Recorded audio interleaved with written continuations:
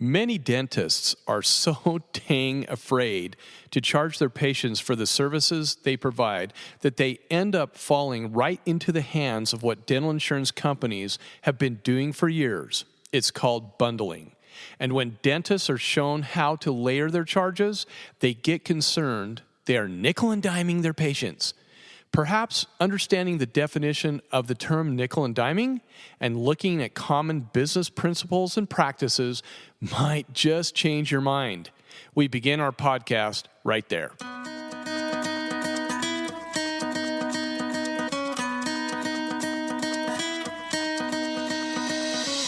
Computers are live, mixers up, levels are good, equalizer's good, ready channels 1 and 2. Mic is live in 3, 2, 1, roll it. Welcome, listeners, to the My Practice, My Business podcast, where we teach dentists and their teams how to reclaim forgotten profitability in dentistry with our clinical business of dentistry training. And now, the host of our show, the clinical director at My Practice, My Business, Dr. Rob Thorup. Welcome, podcast listeners. It's Dr. Rob with My Practice, My Business. Thanks for being here with us today. The subject is the nickel and dime syndrome. Let's define the term nickel and diming. It is to damage someone or something either by taking away many small amounts of money or by giving too much attention to details. Traditionally used as part of the larger phrase, to be nickel and dime to death, referring to the undesired price of upkeep for a certain item. More fundamentally, it refers simply to seemingly hidden ongoing expenses which, over time, add up to a large expense. When we provide dentistry and avoid bundling of services by charging out the codes we actually do, does that damage the patient? Does it damage their oral health? I don't think so.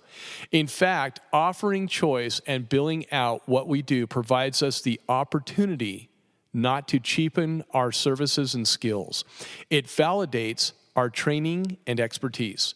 As far as an undesired price of upkeep to maintain a patient's oral health, many patients view the cost of dental care as excessive no matter what we do. However, the alternative is not a favorable thing either, and they know it. And with most of those patients who need major work, it didn't appear overnight, and they know it. Well, at least most of the time they do, and they'll fess up to it. The price of upkeep begins with brushing and flossing, followed by regular visits to you and I. That alone could be construed as nickel and diming, but it's not. It's just the cost of maintaining good oral health care. It's maintaining our oral health care. It's keeping our bodies healthy. And lastly, on the definition, do we really have hidden ongoing expenses in dentistry that the patient doesn't already know about? The only time there is a hidden fee is when there is a hidden condition that we unravel when working on them. You know, the ones that surprise us and put us behind in our schedule. Giving the patient choice and letting them choose what is best for them regarding their budget and time involved should be their choice. We are here to guide and offer opinions, not absolutes. Dental insurance companies want us to, force us to, coerce us to bundle our services. They indicate this on estimations of benefits, in their dialogue with us, and even with our very patients directly sometimes. Examples would be bundling buildups with crowns, downcoating with fillings, and including anesthetic or suturing with any and all procedures, just to name a few. Okay, let's add a few more, including periodontal charting with scaling and root planing, bite wings with panos as a full mouth series instead of separating them, which is what we actually do. And how about 2 periodontal maintenance procedures per year when the patient should have 4 in a year? Whenever we teach practices in our clinical business of dentistry trainings how to charge for services they provide, it involves using CDT codes they never even knew they could charge their patients for, let alone they even existed at all.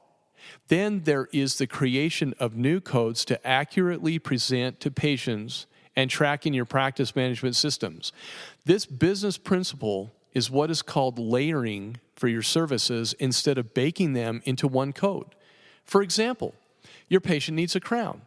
There are codes for different types of PFM crowns and an all-porcelain crown. Yet, there are many different types of all-porcelain crowns you can order from your dental lab, and they are not created equal, nor do they cost the same. So what do you do if the patient wants a better all-porcelain crown type? You know, the one that is way more beautiful than the cheap one. You do give your patients a choice, right? Are you able to charge the patient a value-added fee for the better crown? What if they are part of a dental insurance plan you're contracted with? The answer is a definite yes. Yes, you can charge the patient an upgrade fee for the better crown. We clearly point this simple truth out in all of our trainings as defined by the dental insurance companies themselves in their own rules and regulations.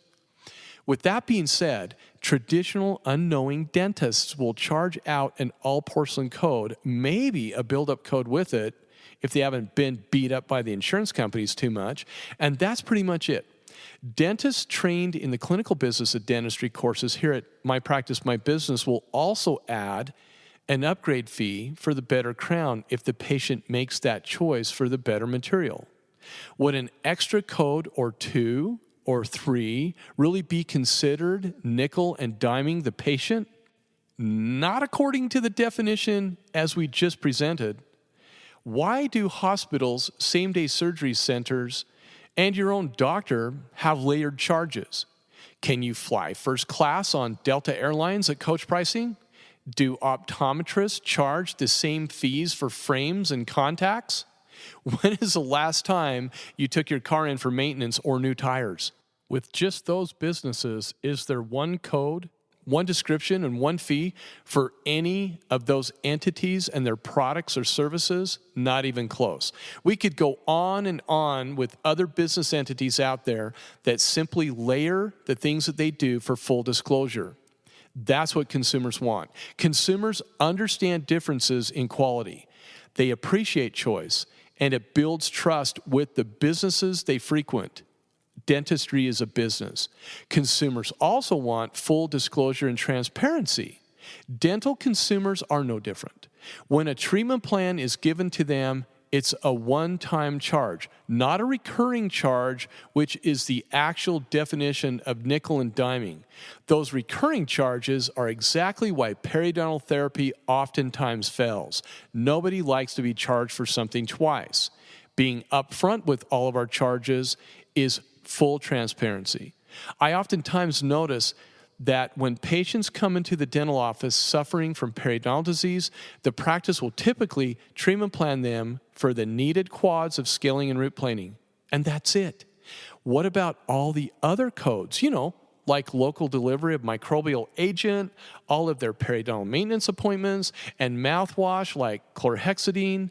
Many offices omit those fees because of the fear the patient will perceive of the office, or more specifically of the doctor. That the doctor in the office is nickel and diming the patient. They're nickel and diming me. Look at this. Down the road of treatment, they let the patient know there will be further charges. Okay? Now, that's the definition of nickel and diming. When you let them know there's going to be further charges, instead of charging them up front for everything you do. Layering all treatment down on the treatment planner, laying it down, or known treatment at the time is being fully transparent and does not come under the definition of nickel and diming. Let me say that again. Laying all treatment down on the treatment planner or known treatment at the time is being fully transparent. That is not nickel and diming, people. That's being fully transparent of the things you know that you need to do. And even if you have surprises that come up and you explain it to the patient, you take oral facial images to explain that needed treatment, that's not nickel and diming either when you take the time to explain. But if they get up front and there's additional charges, yeah, you're going to have a problem. It does come under the definition of good business practices and principles. That's where we are in dentistry. We don't nickel and dime. We simply charge for what we do. What I find amazing is how many of you out there will allow the dental insurance companies to nickel and dime your fees to death. And you know exactly what I'm talking about, and you know exactly what I mean. When we teach offices about layering what they do instead of baking their fees, I see it in their eyes. I see it in the eyes of some dental team members that they just don't think they can layer those fees and charge for what they do. I've actually had some team members even say, we give those services away as a courtesy to our patients, Dr. Rob. If you've listened to our previous podcasts, you know how I feel about that. Those team members, those same team members, then follow it up with, it sure seems like adding additional codes to our services seems like we're nickel and diming the patient. This type of thinking is exactly what dental insurances want you to think and want you to endorse. You completely fall into their plans of bundling when you think this way, act this way, and charge your patients this way. This is what gives them the fuel to implement policies, or at least try to implement policies that restrict us from running profitable practices without working our guts out or just working with small margins. The more you and your team bundle your fees and don't push back on them with the dental insurance carriers, the more they attempt to normalize these bad business principles that work into their favor and not in yours or your patients you serve. Charge for what you do, my friends. Price has nothing to do with case acceptance in the large majority of your patients with needed treatment. If there is a code for what you need to do, treatment plan it. Next time you or one of your team members thinks you're nickel and diming your patient, you need to ask yourself if you're not simply cheapening your skills and shortchanging you and your team instead. Your salaries and bonuses come from providing your patients with the best dentistry you have to offer. Does your team really want to work for free? Is your staff willing to work for free at least one day each week? Yeah, that's what I thought. Charge for what you do. You're not nickel and diming. Before we throw out terms that demean and degrade our services, such as nickel and diming, let's first understand the actual definition of them, and then see if they fit the narrative. Dentists who charge for what they do definitely are not even close to nickel and diming the patients they serve. Thank you so much for tuning into the My Practice, My Business podcast. You can find additional podcasts you may have missed that will help you with your dental practice at Apple iTunes Podcasts. And remember to become a subscriber to our podcast. Many of you have asked how to help support the My Practice, My Business podcast. If you have enjoyed the program and information you received today, the best way to help is to leave us a 5-star review. Thanks again for allowing us to be a part of your day.